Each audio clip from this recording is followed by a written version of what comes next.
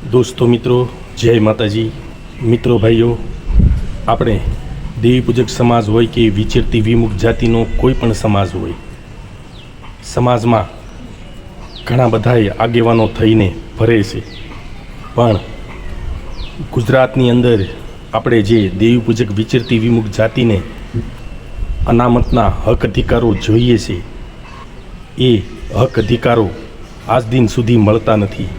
આદિ અનાદિ કાળથી આપણો સમાજ ગરીબ, વંચિત, શોષિત, અતિ પછાત સમાજો છે, જેનો આજ સુધી કોઈ પણ સરકારે હક અધિકારો આપવા બાબતનો ખાસ અમલ કરેલ નથી અને આગેવાનો ફક્ત સત્તા પક્ષના કાર્યકર તરીકે સત્તા પક્ષ સરકારનું કામ કરી રહ્યા હોય છે।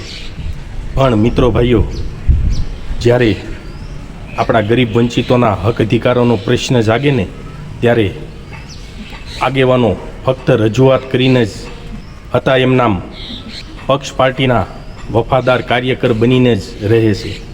જે સામાજિક જાગૃતિ, એકતા અને સમાજના હક અધિકારો બાબતે જ્યારે લડવાનો, સરકાર પાસે હક અધિકારો લેવાનો પ્રશ્ન ઊભો થાય છે, ત્યારે આ બધા આગેવાનો ફક્ત સત્તા પક્ષના કાર્યકર છે એવું જ સાબિત થાય છે।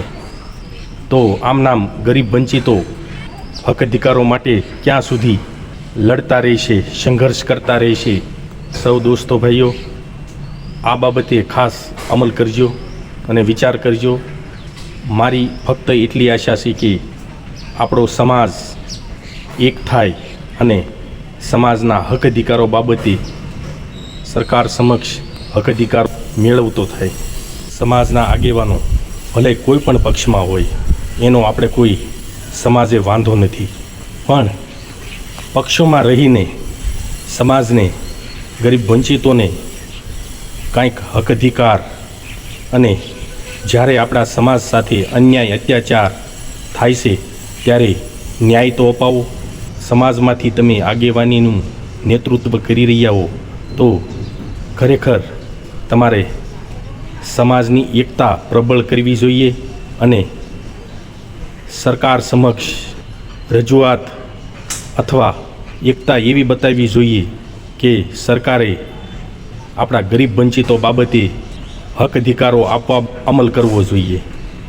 હું જે કાંઈ કહી રહ્યો છું એ બાબતનું કોઈ આગેવાનો ખોટું ન લગાડતા, કારણ કે આપણા ગરીબ વંચિતો અને આપણા સમાજનો સવાલ છે, એટલે આગેવાનો ઉપર આપણે આટલો કહેવાનો અધિકાર તો હોય।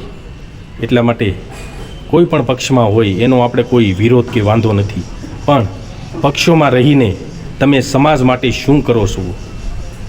સમાજના હક અધિકારો અપાવો, અથવા એમ કહો કે અમે સમાજનું નેતૃત્વ નથી કરતા, ફક્ત અમે સત્તા પક્ષના કાર્યકર જ છીએ, તો એ રીતે રહો।